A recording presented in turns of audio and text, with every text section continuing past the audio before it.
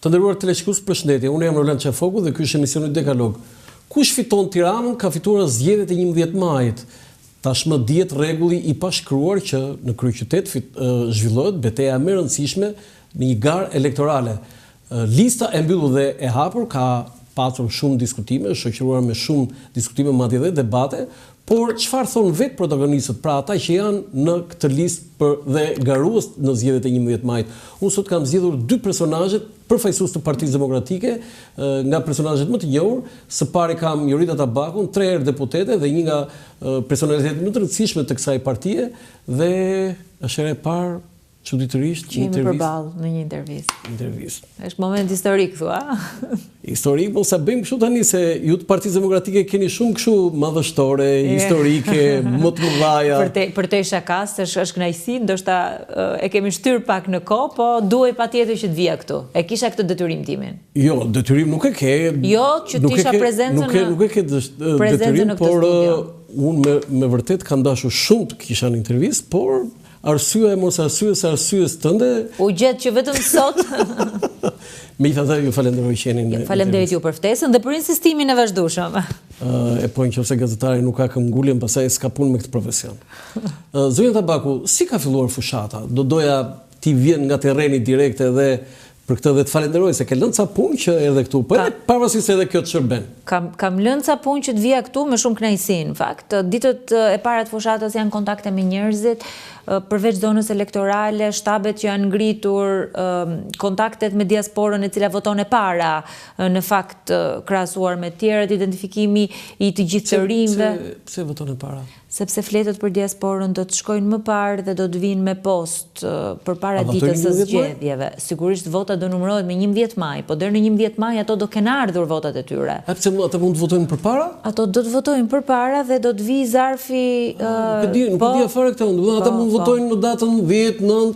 Ato në momentin kur fleta votimit që është finalizuar shkon me zarf në vendet e tyre sipas një afati caktuar kohor që ka, ato do të jenë të parët që do hedhin votën. Dhe sigurisht që vota atyre do të numërohet në datën 11 maj. Po.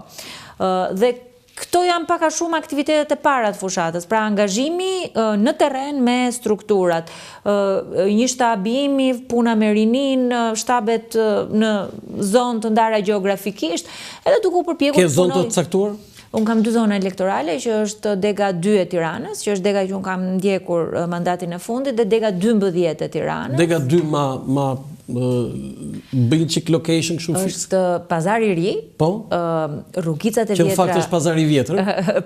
Rrugicat e vjetra të Tiranës. Tu ke lindur dhe? Ty ke pas shpinë? Jo, unë nuk kam lindur aty, unë kam lindur përballë shkollës. Ti ke lindur në maternitet? Përballë shkollës Jeronim Derata te Rruga Fortuzit. Rruga Fortuzit. Është familja vjetër Tabaku, ndërkohë që kjo zonë ka dhe familjen e gjyshit, familjen Tabaku.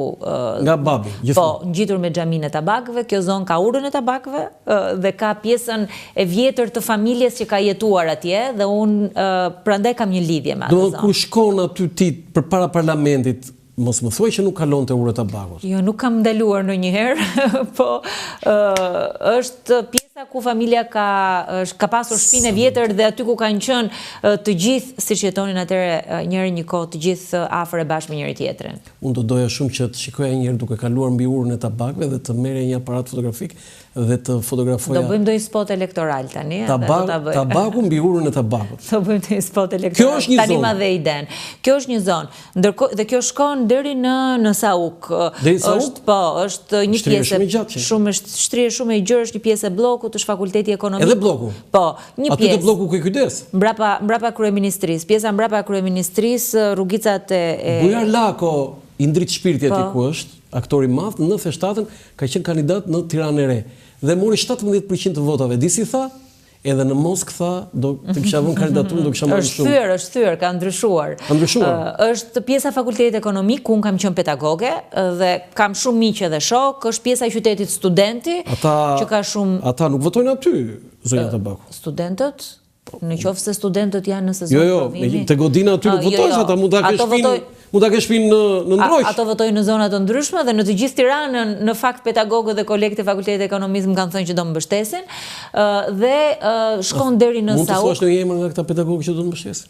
Patjetër. Më thuaj. Si dita Dibra, për shembull. Çfarë lëndë jep kjo?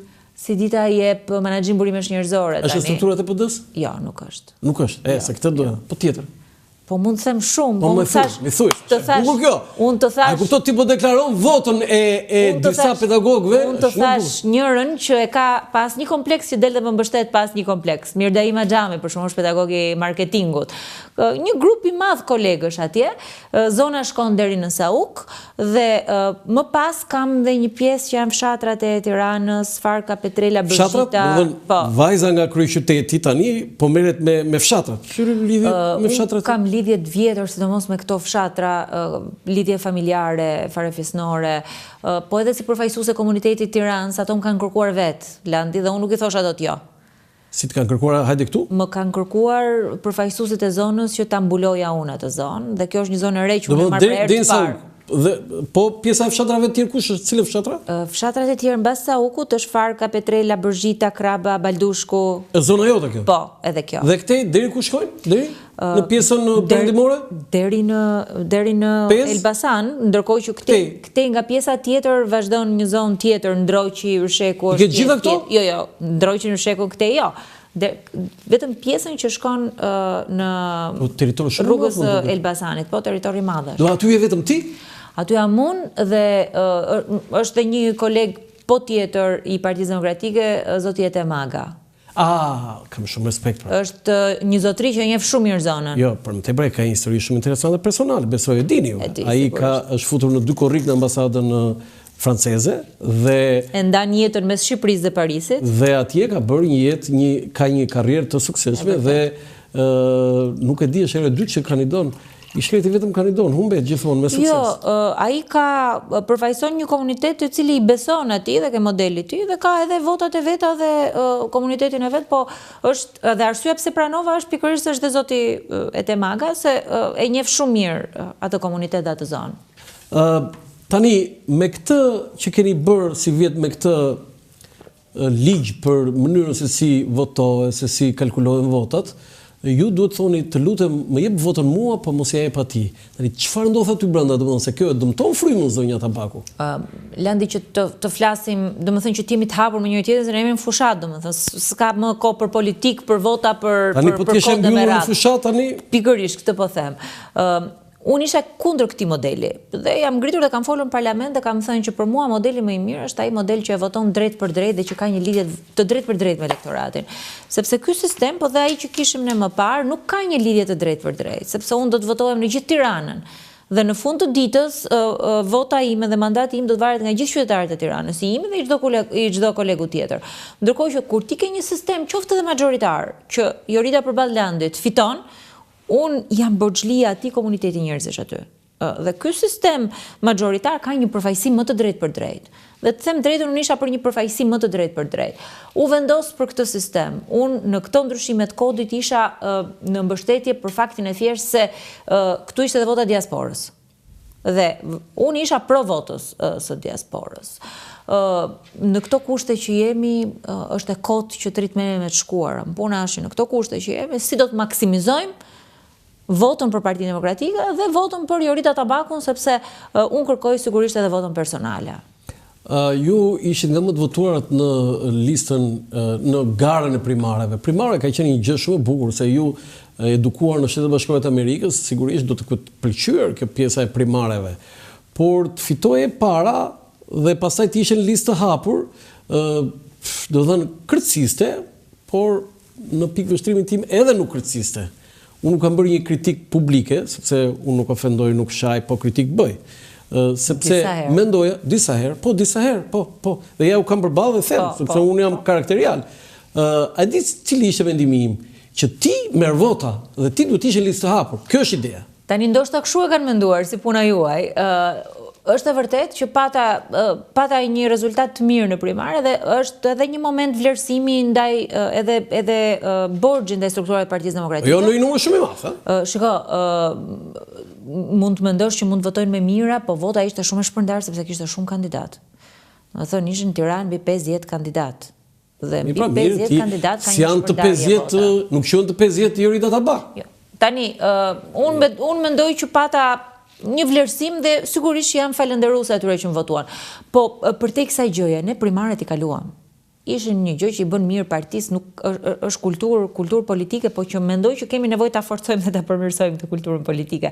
Edhe në zbatim po edhe në mënyrë kryetare e Partisë Demokratike, përmirësohet. Unë mendoj që i marrim sfidat hap pas hapi. Po pastaj shkojmë atje te kryetari. Jo për të shkuar atje, po për të parë që për të treguar që në këtë moment në cilin ndodhemi, sigurisht që primaret i bën mirë partisë si një ushtrim, por unë nuk e kam betejën me askënd në partinë time, sepse vetë the që është pak e vështirë, edhe nuk është e lehtë. Jo, është. Unë e kam betejën me kundërshtarin, dhe nuk është fjala për të vënë një emër në listë, është fjala për të zgjedhur një përfaqësues për parlamentin, dhe besoj me të mira dhe të këqijat e mia se askush nuk është i kulluar dhe askush nuk është i përkryer në punën e tij të përditshme, qoftë edhe në marrëdhëniet njerëzore, është besoj ka qenë privilegj, po besoj që është shumë e rëndësishme që qytetarët të zgjedhin dikë që i përfaqëson ato në parlament, që flet për ato, që lufton për ato, që i përfaqëson më së miri në të gjitha betejat dhe të gjitha nevojat që ato kanë, dhe unë këtë punë besoj që e kam bërë dhe do vazhdoj të ta bëj. Je mërzitur me Sali Berishin që të vendosin në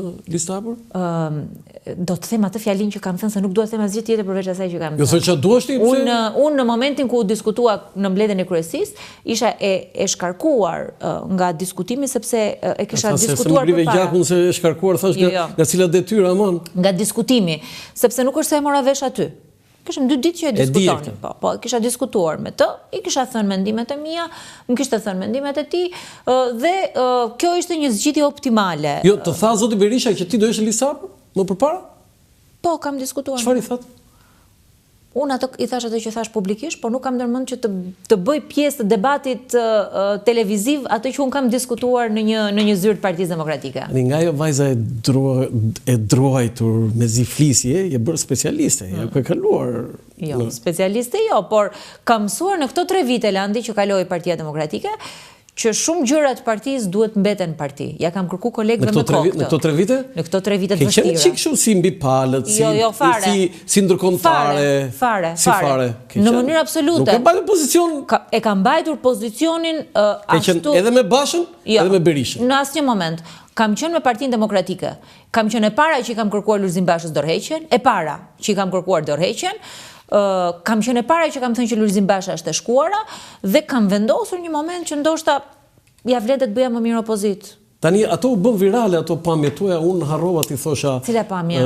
Që mbaroi mbledhja e kryesisë dhe ti u ktheve te dera, ti flisje, ti thoshe diçka Flamurnokës. Çfarë i that? Për zonat, sepse po i thosha, unë nuk diskutova me doktorin për zonat, i thash sepse më tha që do diskutoj. Sepse aty ngeleti për ta thënë atë? Jo, sepse unë me Flamurnin, po atë po diskutova me Flamurnin, darën e zonave. Se di si kemi kuptuar ne. O Flamur, pse më lat në lista të hapura? Unë e dija përpara s'kishte asnjë diskutim. Po si u ktheve ti aty ishe live? Jo, kur u mbyll mbledhja, ne po diskutonim ndarjen e zonave. Edhe unë nuk theva o Flamur, thash se e kam folur, domethënë ajo ishte, domethënë unë isha e çliruar nga çdo lloj emocioni aty. Ne specialistët e komunikimit mediat, body language, po edhe të kuptuarit të lëvizjes së buzëve, nuk është se kuptuam gjithë, sepse ishte me kurris për të vërtetës. Nuk është se ne kuptuam që, por hamendësimi ishte se do thonë Flamur si më bët këtë. Jo, fare. Nuk është kështu. Në mënyrë absolute unë e dija kisha. Kujt ja dedikon në karrierën tënde politike se ke 3 mandate deputete dhe nuk është pak. Kujt ja dedikon edhe futin politik, por edhe mbështetjen, sepse ke qenë e përkëdhelur në thojza. Jo, ja mund ta them dhe unë, kam qenë e vlerësuar patjetër. Përballë ke një që të ka kritikuar, po je bërë specialiste e bërë. Unë jam përfshirë në 2009-ën me një ftesë të Sali Berishës. Kisha përfunduar studimet master, sapo kisha mbrojtur doktoraturën. Në cilin universitet në Amerikë? Jo, masterin e kam bërë në Angli. Dhe po, ndërkohë që kisha ardhur dhe isha pedagoge, bachelor e kam bërë në Tiranë, në Amerikë kam bërë studimet pas universitare për një vit. Po, dhe në Angli po një vit, po masterin dhe sapo kisha përfunduar doktoraturën, shkoja dhe vija nga Anglia në fakt. Dhe Zoti Berisha më shef në një takim, punoja me një ekip ekspertësh për planifikimin buxhetor afat mesa. Më shef në një ekip në një prezantim, edhe pyet për mua sigurisht. Është djathtë, është e majt, është e jona, është e jona. Unë isha pjesë e Partisë Demokratike që fëmijë. Ti ishe djathtë, ti ishe që fëmijë? Si që fëmijë? Ç'më thënë që fëmijë? Që 16 vjeç kam qenë pjesë e forumit rinor. Lejoje kjo që ti ishe aderuar? Pa votuar, kam qenë pjesë e forumit rinor. Se 16 vjeç nuk quhet fëmijë. Unë jam rritur në adoleshent. Unë jam rritur në një familje të përsekutuar. Me mbiemër Turdiu, gjyshi im ka qenë i përsekutuar në Savër të Lushnjës. Tani Qazim Turdiu çe ke ti? Është xhaja mamit. Për profesorin e math të matematikës, çdo njeri që të paktën i ka dëgjuar emrin duhet ngrihet në këmbë dhe respekt për profesor Turdiun dhe është gjë e mirë që një shkollë në Tiranë ka vënë emrin Qazim Turdiu, po se këtë se ka vënë Partia Demokratike. Jo, këtë e ka vënë kryetari i bashkisë atëhershme që është kryeministër sot, por Partia Demokratike e ka rindërtuar, e ka rregulluar. Ja vlerëson këtë Edi Ramës? Po, nuk ka. Nuk ka lidhje, po më lë ta përfundoj. Kalon. Ai ka bërë një gjë shumë të mirë. Pse nuk e thua? Më lë të kaloj këtë tema që jemi. Dhe unë jam rritur në një familje të tillë, Landi. Në një familje ku antikomunizmi, mbështetjen për Partinë Demokratike e kam dëgjuar që fëmijë. Mamas time nuk i dhanë drejtën e studimit. Dhe të rritur në një familje të tillë, nga babi Tabaku, pronar të vjetër të Tiranës, të cilët ishin shpronësuar që të gjithë gjatë komunizmit dhe jetuar në një familje të tillë, unë e kisha vetë pjesë timen të ADN-s, të geneve të mia, mbështetjen për Partinë Demokratike. Pastaj duke u rritur, duke formuar mendimin, ti kupton që liria tregut, liria fjalës. Fjala antikomunist nuk do të thënë që detyrimisht je me Partinë Demokratike. Ne atëherë kështu e kishim të lidhur. Kështu e kishim. Kështu e kishim. Vajzë zgjuar, vajzë i luminuar. Në 91-shin, po më lë që ta përfundoj. Në 91-shin kështu nisi. Se nuk po më lë të përfundoj asnjë mendim, se unë jam akoma. Mos më sulmo, ë? Më ke bërë një pyetje si u futën Partinë Demokratike akoma. Jo, më mbarosh nesër ti këtë, se na prit një tjetër aty. Po, shkurt po flet. Dhe kishe drejt atëherë kur thes, dal me ti unë intervistë. Dhe pjesë e rrugtimit tim në sigurisht që kur rritesh dhe fillon mendimet e tua dhe fillon formsohesh, ti kupton që liria tregut, ekonomia lirë janë parime bazë dhe fillon edhe vetë asociohesh me këto mendime. Dhe kam votuar në vitin e vështirë 97 për herë të parë 18 vjeç e Partinë Demokratike dhe nuk jam ndar asnjëherë. 97 ke votuar PD? Në vitin 97 kam votuar Partinë Demokratike. Kam votuar Partinë Demokratike sepse me që bëri marsin në 97? Sepse ai ishte mendimi im dhe marsin është thash nuk ishte ashtu, nuk e bëri Partia Demokratike. Po më lë të përfundoj, nuk e bëri Partia Demokratike, po më lë të përfundoj diskutimin. Dhe fillova si zëvendësministër integrimit në vitin 2009. Në vitin 2009 deri në vitin 2011 pata një punë të jashtëzakonshme, një energji të jashtëzakonshme në procesin e integrimit që nuk ka ardhur kurrë nga asnjë qeveri tjetër. Dhe ka qenë një moment, ka qenë heqja vizave, u bë pyetësori, dhe ishte një energji në administratë publike që ti po thoshe u hapën tani negociata, domethënë duke që po ndodhte momenti atëherë. Në vitin 2011 zoti Basha më ftoi që të isha pjesë e këshilltarëve bashkiak, drejtova listën e këshilltarëve bashkiak për Bashkinë e Tiranës, nuk doja televizia në fakt, edhe aty me zotin Berisha pata një diskutim të gjatë dhe do shkoja, deri në vitin 2013 kam qenë në Bashkinë e Tiranës zëvendës kryetare bashkie dhe më pas deputete. Ma ka hapur derën në Partinë Demokratike Sali Berisha, më ka mbështetur të dy kryetarët e partisë, por më e rëndësishme më kanë mbështetur demokratët, më kanë mbështetur elektorati dhe unë besoj, ti mund të thuash që ke qenë e privilegjuar, po unë besoj që e kam shpërblyer me punë. Me punë që shumë duken. Çfarë ka arritur ti në karrierën tënde politike? Shumë punë që duken, shumë punë të tjera që ndoshta nuk mund duken. Më rendit disa që ti je krenare që i kanë bilancin tënd politik. Unë për shembull betejën e 3 viteve të fundit për profesionet e lira dhe fitoren gjykatë kushtetuese të profesionistëve të lirë, është një betejë që e kam bërë me shpirt, me pasion, me energji, me profesionistë të lirë, ne krijuam një grup përtej politikës, me djem, vajza, gjithë energji, të cilët më dhanë edhe mbështetje që e çuam çështjen gjykatë kushtetuese me grupin parlamentar dhe aty fituam. Dhe është një nga betejat shumë të bukura, besoj, që ka bërë bashk politikën me profesionistë të lirë dhe kemi fituar. Një betejë politike, se kjo është një betejë edhe pak teknike, profesionale. Një betejë politike për mua ka qenë çështja e incineratorëve. Në çështjen e incineratorëve unë kam denoncuar për herë të parë në vitin 2017. Sa qëndrove në atë seancën tënde maraton? Vjetor ka qenë ballafaqimi me kryeministrin në vitin 2000. Vetëm ti e ke marrë Edi Ramën, e ke mbajtur në një vend vjetor për lëvizje. Ka qenë vjetor dhe ka qenë jo e lehtë, me thënë drejtën, se përveç teknikave të komunikimit dhe këtyre, siç thua ti, të bërje specialist në mënyrën se si eviton përgjigjet. Faleminderit që e pranon.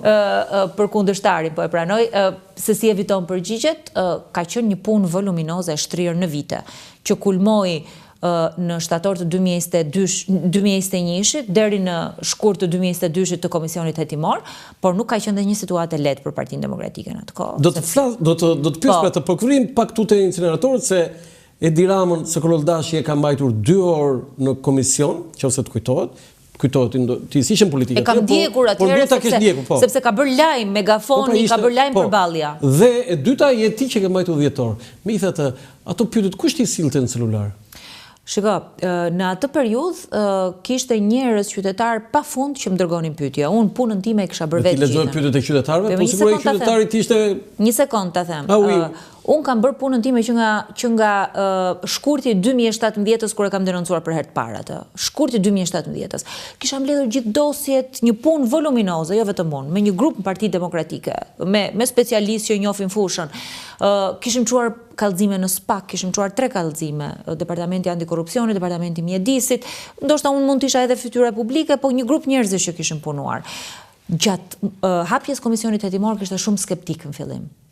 Edhe nuk e ndiqnin ase, por do të që filloi të rritej ritmi dhe në momentin kur erdhën dëshmit, unë kisha përfaqësues të qeverisë, kisha ish ministra, kisha përfaqësues të administratës publike. E çfarë do të thënë kjo? Njerëz që më çonin informacione, mesazhe. Po ti ato mesazhet filtrohen? Sigurisht që filtrohen. Ti se ke si zoti Berisha? Sigurisht që filtrohen, por po të them interesi ishte i tillë dhe ishin prekur interesa të tilla. Si mund ta merre ti një pyetje që dërgohet dikush pa verifikuar? S'ka marrë asnjë pyetje, s'ka marrë asnjë pyetje të tillë. Ti ke marrë aty se ne të kemi parë live? Pyetje live me mesazh mua, po gënjen tani. Se ti as nuk gënjen, se i korrekt. Unë jam politikanë, mos më thoj mua gënjen. Asun nuk në mënyrë absolute. Mua të më ndihmoj me atë pamje që ti merre lexoje dhe mesazhe pafund, mesazhe pafund. Po pra i lexoje. Zyra jonë e shtypit. Jo, këtë po them pra, po them pyetje. Po jo pyetje, asnjë pyetje. Pyetje po them. Jo, fare, pyetje jo. Zyra jonë e shtypit, çonte mesazhe. Jemi mirë. Ka punë, është normale. Shiko, ja kush ishin mesazhet që dolën media atëherë. Jemi mirë thoshin. Është ke gjithë mediat, ka interes këtu e kape. Vazhdo. Pyetje asnjë. Mua asnjë. Po lere tani. Po jo pra tani. Nuk e beson njëri këtë. Po e beson se beson ti, kjo është e vërteta. Okej, ju thatë që ja dedikoni mbështetjes ose futet në Partinë Demokratike zotit Berisha dhe pastaj dhe zotit Basha. Tani ti je njeriu, jeni njeriu më kompetent që mund të jepni një përgjigje pyetjes madhore. Gaboi zoti Berisha në mbështetjen dhe përzgjedhjen që zoti Basha vendosi kryetar të Partisë Demokratike? Unë nuk duaj që ti futem të shkuar dhe ti nëse do në jo fare. Po më le të përfundoj tani. Ti je internacionale këtu, të lutem. Përgjigju pyetjes time. Po tash unë do përgjigjem në mënyrën që di unë, përgjigjen time nuk do e komandosh dot. Jo. Atëherë. Unë jam shumë dakord me ty, por problemi është se mund të jemi të dy gabim. Patjetër. Nëse më lë që të përfundoj unë përgjigjen. Unë nuk e di nëse zoti Berisha e ka mbështetur zotin Basha në momentin që është zgjedhur, Nuk e dini këtë? Sepse kishte një garë shumë të ashpër, them drejtën. Unë atëherë kam takuar edhe të ndjerin së Kololdashi që unë e kisha mik edhe prej forumit, sepse kam qenë në forum. Unë atëherë kam mbështetur Lulzim Bashën. Nuk kisha dyshim. Dhe nuk e di nëse zoti Berisha ka ndërhyrë nga atëherë apo jo. Nuk e di? Nuk e di. Me mua nuk ka ndërhyrë. Tani, nga ai moment që u zgjodh kryetar, ka pasur mbështetjen e palëkundur të tij dhe të gjithë partisë. Zoti Berisha ka folur vetë për këtë dhe ka dhënë komentet e veta për këtë. Unë mendoj që, dhe duke gjykuar kështu nga jashtë, unë mendoj që gjatë këtyre 12 viteve të gjata në opozit dhe 8 prej cilave Partia Demokratike ka drejtuar zoti Basha, janë bërë shumë gabime që nuk duhet ishin bërë. Dhe mendoj që kishte momente në kohë që shumë veta mund të ishin ngritur dhe të kishin thënë që ne jemi kundër. Ju ngritur ndonjëherë? Jam ngritur edhe në forumet e Partisë Demokratike, kur ne kemi dhënë mandatet. S'ke parë, nuk i shef Ti ke votuar hoqët mandatet, si mund një e arsimuar në Amerikë dhe në Angli të lërë mandatet? Tani, nëse më lë që ta përfundoj fjalin. Tani mos më heqja e mandateve, mos bëj viktimën, të lutem. Heqja e mandateve dhe mos pjesëmarrja në zgjedhjet lokale të 2019-s kanë qenë gabime fatale për Partinë Demokratike, të cilat kanë rezultuar me gabime, të cilat kanë rezultuar me pasoja edhe në zgjedhjet e mëpasshme. Se si tha zoti Basha më? Ja kemi thënë. Jo më çe ke thënë, unë nuk e ki. Kjo është të thuashë. Ja, pa kështu është në politikë. Kështu ja kemi thënë. Se ke bërë zonja Tabaku. E kemi bërë që të gjithë një grup njerëzish për hir të vërtetës tani mund ta thuash ti, por e kam thënë atje publikisht në forum e partisë. Jo, ti nuk duhet të hiqe dorë nga mandatet. Unë jam tani sanksione duhet të thosh. Mandati nuk është se e hoqja vetëm unë, mandatin nuk e hoqën të gjithë, po unë këtu zonja Tabaku kam. Unë s'kam këtu. Dhe të rikthehemi tek pjesa e Partisë Demokratike. Dhe kjo gjëja që i ndodhi 3 viteve të fundit Partisë Demokratike, 4 vitet e fundit Partisë Demokratike, ka qenë si një shkundje. Si një shkundje dhe të them të drejtën, sizmike, dhe të them drejtën Landi, edhe nëse dikush mund të kishte një kompleks përpara për të mos thënë diçka, për të folur brenda strukturave, nuk besoj që ka më kush kompleks për të folur lirshëm, për të thënë kundërshtit në forume partie, për të ndarë mendime ndryshe, sigurisht pa ofenduar, për të kritikuar, edhe besoj që kjo është një vlerë. Kritika më e fortë, më e madhe që ju keni bërë zoti Berisha? Unë mendoj që ne mund ta kishim trajtuar procesin komplet ndryshe. Nëse zoti Basha për shembull në atë moment që mori vendimin, që e mori si një vendim tim personal dhe nuk përfshiu për përjashtimin, nëse Partia Demokratike mund të kishte shkuar në zgjedhje në atë moment, shumë gjëra do ishin kursyer. Nuk pa u mbajtur me forcë pozicioni, shumë gjëra mund të ishin kursyer dhe sot do ishim në një pozitë komplet tjetër. Po kjo është e shkuar. Unë shpresoj që ja dhe një gjë tjetër. Dhe unë shpresoj që të kem mundësi që të flas pak edhe për të ardhmen. Po pra, edhe vetëm një gjë. Po. Të vjen zor për 8 janarin me atë që ndodhi në Partinë Demokratike që ishe aty. Unë nuk kam qenë 8 janar në selinë e Partisë Demokratike. Po ku ke qenë? Kam qenë në shtëpi, e kam ndjekur nga shtëpia. Ja, shiko, mbi palët. S'ka lidhje asnjë mbi palët. Ja, sepse e thash mendimin tim. E thash mendimin tim kundër. Do të s'ke qenë asë mbledhje, mos më kujtoj. Nuk e qenë asë mbledhje? Jo. As me ato lopata, kazma? Jo, në mbledhje, si në mbledhje brenda. Nuk tim brenda. Unë ja kam thënë mendimin tim kundër që ajo nuk duhet kishte ndodhur, kur nuk më dëgjuan, unë nuk shkova në mbledhje. Është turpimi i madh i Partisë Demokratike? Nuk dua të futem fare në këtë diskutim. Nuk dua fare të merrem me këtë çështje. Ajo është e kaluar. Atëherë, patjetër, fokusohemi tek e ardhmja. Besoj që boll folën për të shkuarën. Okej, po këtë e vendosunë, unë e thash vetë, mos më impono, se këtu nuk kemi në Partinë Demokratike. Zonja Tabaku, ju mendoni që Partia Demokratike ka krijuar një frym, sepse ju, jeni nga ato që bëni akuza, kritika për qeverisjen dhe shumica e tyre ka rezultuar të sakta. Kjo është fakt, nuk është faktim. Por a mjafton kjo që të thoni gjithmonë që Edi Rama i tillë? Si jeni ndryshe ju nga Partia Socialiste? Ti ke ngritur thelbin e pyetjes që së pari thon njerëzit, po së dyti që edhe e kam thënë vetë, të njëjtën retorikë dhe të njëjtën diskutime kam bërë në parlament, që ne kemi treguar që ky model ka degraduar, ne kemi treguar. Ajo që ka ndodhur sot mëngjes në Bashkinë e Tiranës është jashtë çdo logjike, jashtë çdo fjalësh. Domethënë, është shembulli më i mirë i modelit të tyre. Është shembulli më i mirë. Dhe ky është një model që ka degraduar. Ne sot duhet të tregojmë që neve e bëjmë më mirë. Jo, apo e tregoni se ju erdhi një mirë. Tani, jemi në momentin ku programi po prezantohet për të gjitha fushat, fatkeqësisht nuk ka të vëmendje që duhet të ketë një program i një partie. Domethënë të jemi të sinqertë me njëri tjetrin.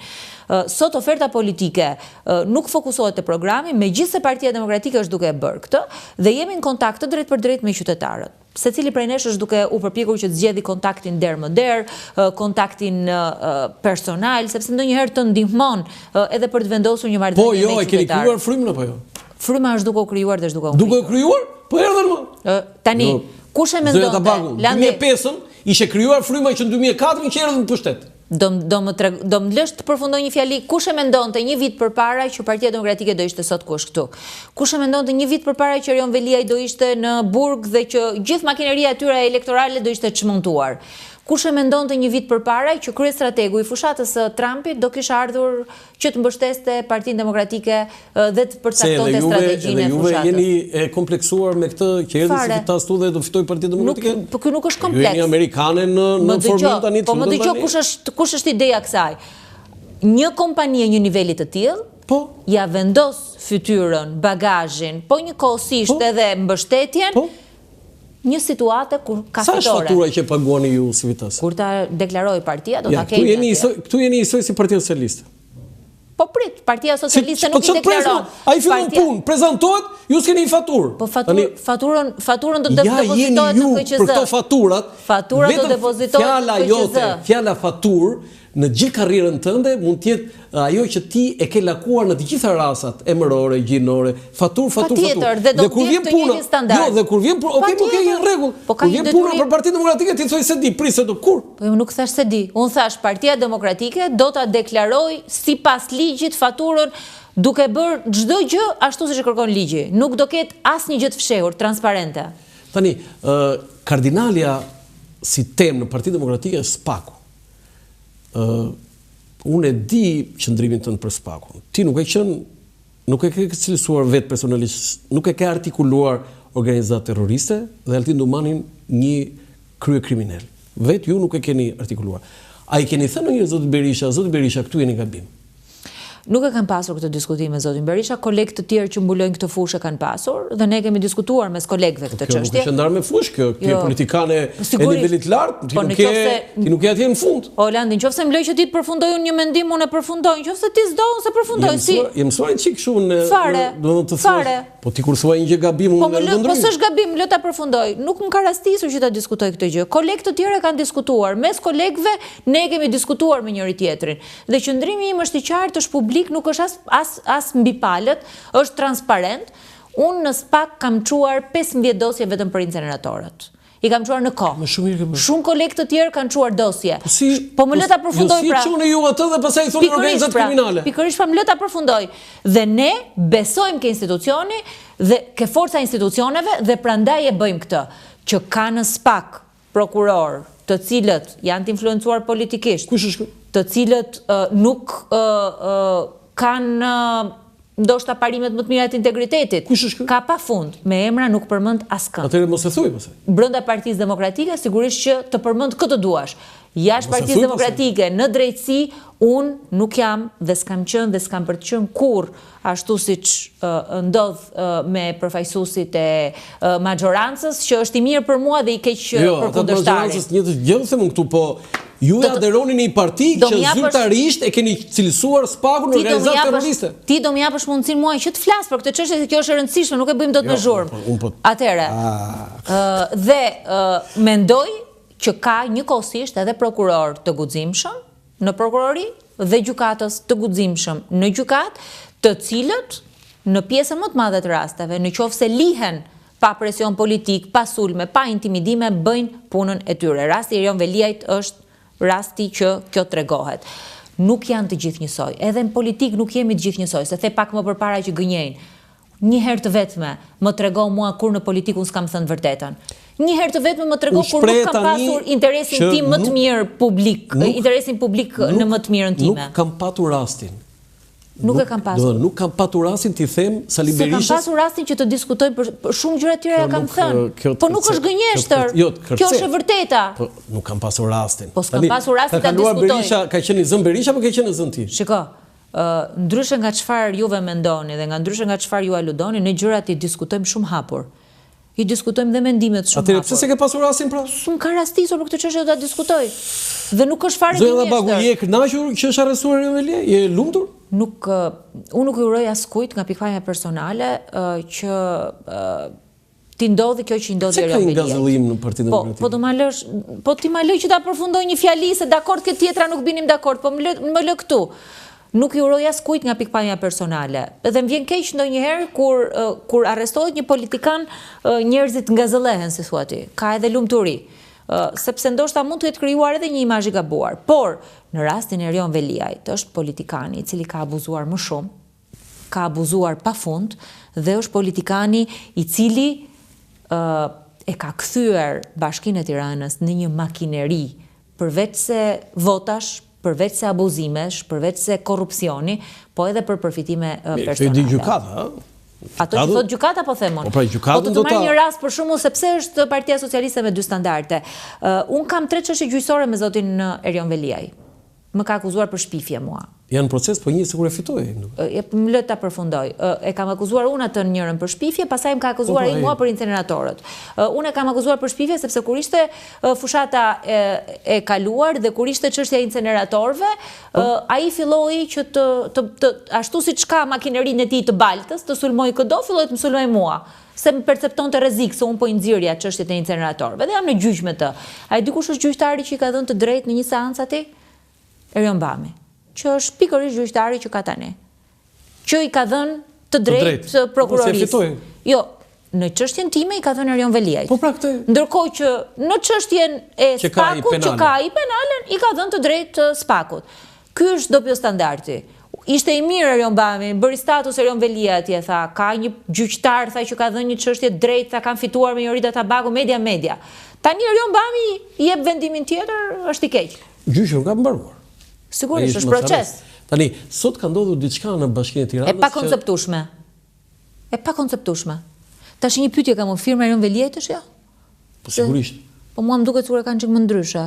Po këtë ta shohin ato që merren me këtë punë. Ke bërë specialistë e firmash. Jo, se i shoh ka, domethënë, ke incineratori Tiranës i kam lexuar letra pafund, firma e ke parë një, po mirë, tani këtë gjë nuk mund ta themi dot as. Jo, po e them unë është tjetër, po e ngreu si dilemë. Ma shpjego edhe në aspektin teknik zonja Tabaku dhe në aspektin politik. Si funksionon kjo? Sepse tani zoti Veliaj ka dhënë një urdhër sot që zonja Sara Goxhaj në kryetare e bashkisë të jetë kryetare e bashkisë. Pra, shkarkohet zonja Anuela Ristani. Shiko tani, që kur ndodhi herën e parë emërimi i zonjës Ristani, që shkon atje kryeministri. Atë e bëri kryeministri.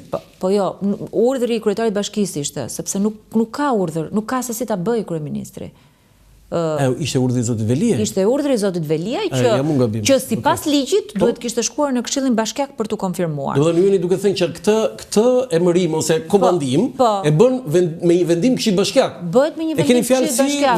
Si vendimi që mori në Himar, Këshilli Bashkiak. Si çublodh Himara për kryetarin e bashkisë. Po çfarë ndodhi konkretisht? Sepse pushteti vendor është i zgjedhur, nuk është një pushtet i deleguar, i emëruar që ai e delegon dhe jep dorëheqjen ai dhe ja jep. Çfarë ka ndodhur një gjë që se dim ne? Tani, unë nuk e di se çfarë ka ndodhur, po për mua ajo që ka ndodhur sot në Bashkinë e Tiranës, to urdhrat pasues dhe ajo lufta e brendshme është shembulli konkret i asaj kënetës dhe atij llumi që flet Edi Rama. Luftë bandash. Mos e hap të kënetën se pastaj Rama nxjerr bufin edhe. S'ka lidhje fare, i kanë vetë aty brenda. Llumi dhe këneta është pikërisht kjo, luftë bandash për Bashkinë e Tiranës. Ky është. Nuk ka si për Bashkinë e Tiranës. Po mirë, zoti Velia është në rregull, më thonë ju. Jo, unë them që nuk e di se çfarë ndodh, se çfarë po. Sepse edhe zonja Kuko që është kryetare Këshillit. As në rregull nuk është kandidate. Po jo, është kandidate ajo s'ka. Duhet të shkonte ai, zoti Veliaj duhet të shkonte përsëri në Këshill Bashkiak. Pavarësisht se është nuk është. Këshilli Bashkiak ka një sekretariat, ka mënyra se si është institucion vetë Këshilli Bashkiak. Do thënë ju jeni duke thënë që duhet ndiqte procedurat nëpërmjet Këshillit Bashkiak. Ligji i pushtetit vendor i njeh Këshillit Bashkiak kompetencat veta siç ai njeh kryetarit bashkisë. Këshilli Bashkiak për shembull e ka në dorë buxhetin, se ka kryetari i bashkisë.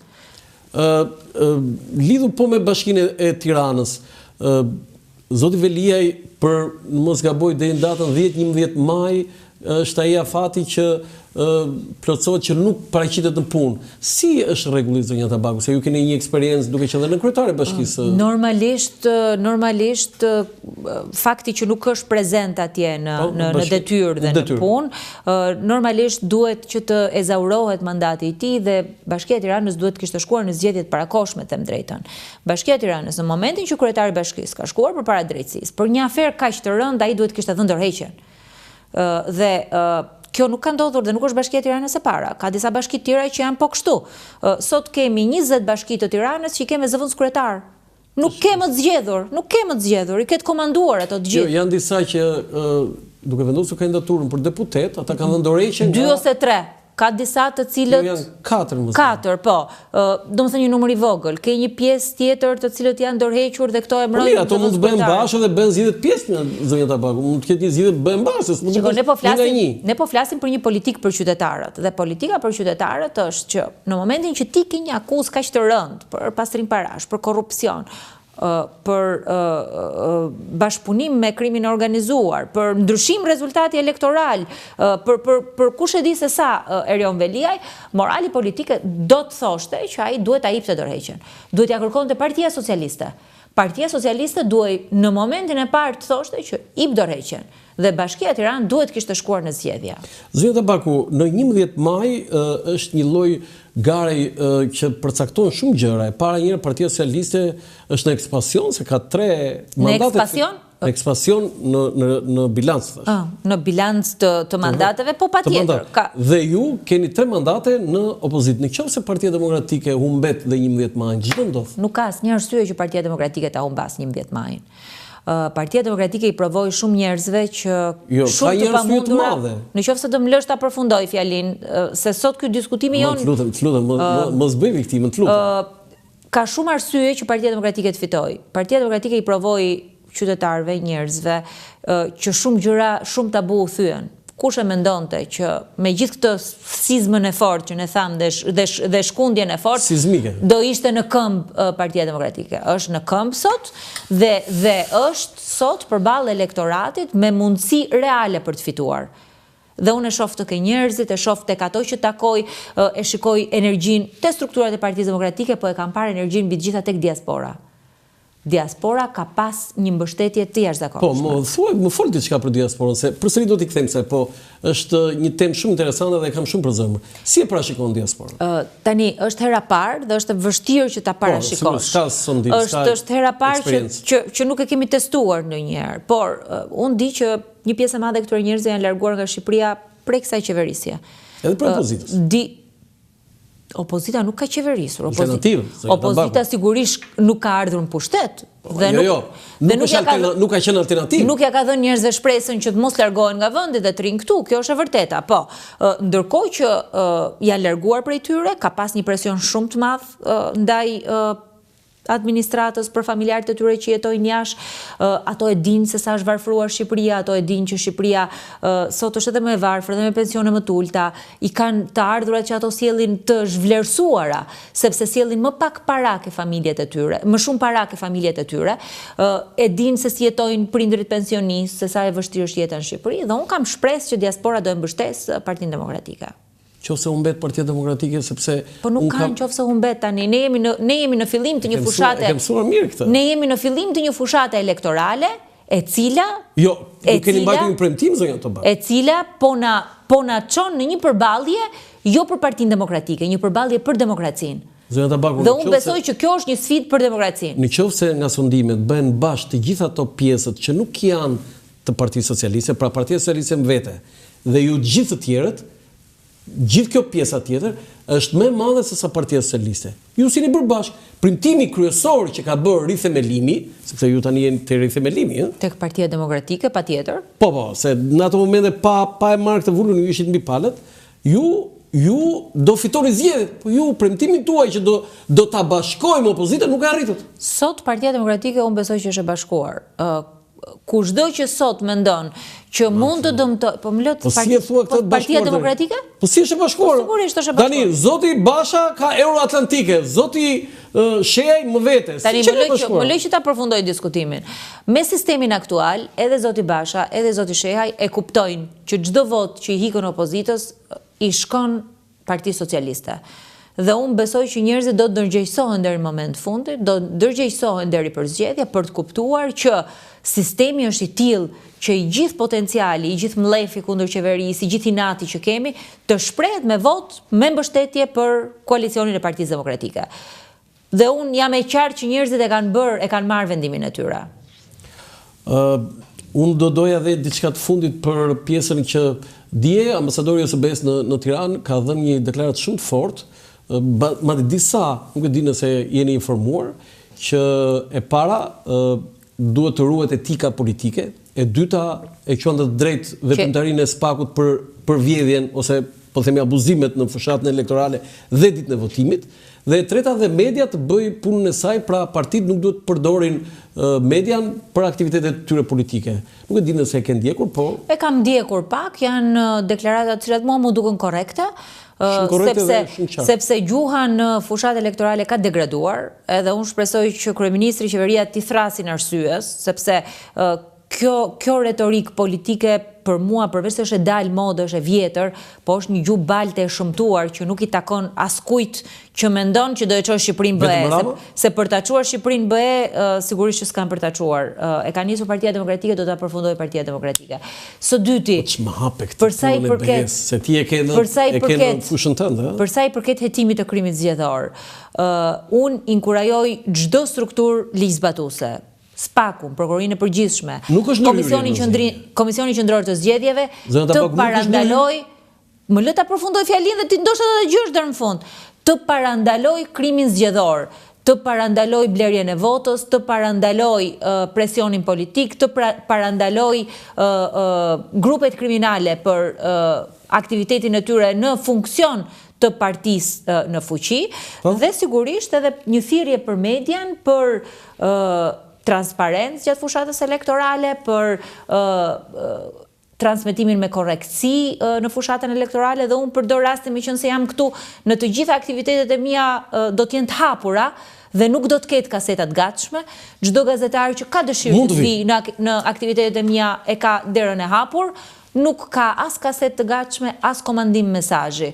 Tek mua dera është e hapur dhe unë i bëj thirrje që të gjithëve, përveç atyre që do më votojnë, si Jorida Tabaku, edhe të vinë të më ndjekin aktivitetet. Një mesazh, jemi në fund, një mesazh për gjithë zgjedhësit tuaj, sepse unë ta jap të mundësi, nuk jam se më mora kështu, po më portretizohen kështu si... Po 30 sekonda do m'japësh një? Po jo, këtë ta thash vetë, unë pa diskutim. Për gjithë ata që të ndjekin, se je live edhe në faqen tënde, po edhe në dritare. Po, së pari njërë faleminderit për mundësinë mbas kaq kohësh. Unë i ftoj të gjithë qytetarët e Tiranës që të bëjnë një zgjedhje jo për një emër në listë, po të bëjnë zgjedhje për përfaqësuesin e tyre në parlament, për deputetin e tyre, për atë që do të jetë personi që do të mbrojë interesat e tyre, që do të luftojë korrupsionin siç e kanë bërë deri më sot, që do flasë për ekonominë, që do flasë për shtresën e mesme dhe që do t'i përfaqësoj ato denjësisht ashtu siç e kanë bërë deri më sot. Kështu që zgjidhja është shumë e qartë tek Partia Demokratike Jorida Tabaku. Çfarë numri? Nuk ka numra fleta votimit, është me emra, me alfabet mbi emri, unë jam e treta nga fundi. Vendi atje sepse ke një... Unë të falenderoj shumë, po kam përshtypjen që u mërzitej një çik në këtë intervistë, në këtë përballje. Me shumë kënaqësi. Jo, po 2-3 herë kështu e pash që u vure. Me shumë kënaqësi. Nuk më ke vënë fare në pozitë vështirë. Megjithatë unë falenderoj. Kemi pasur një debat shumë konstruktiv bashkë. Kemi rënë dakord për të mos rënë dakord për disa nga gjërat, po kemi rënë dakord për mos rënë dakord nga disa nga gjërat. Të falenderoj shumë dhe të uroj suksese në zgjedhjet e 11 majit. Shumë faleminderit. Mos harro ti të votosh. Po pa diskutim, unë asnjëherë nuk kam votuar, vetëm një herë kur nuk u bën zgjedhje nuk kam votuar. Kur kisha vetëm një forcë politike dhe ti e di. Okej, kishim Jorida Tabakun, për pak çaste do kemi Ilira Ali Mehmetin, doktorin, përfaqësues të Partisë Demokratike.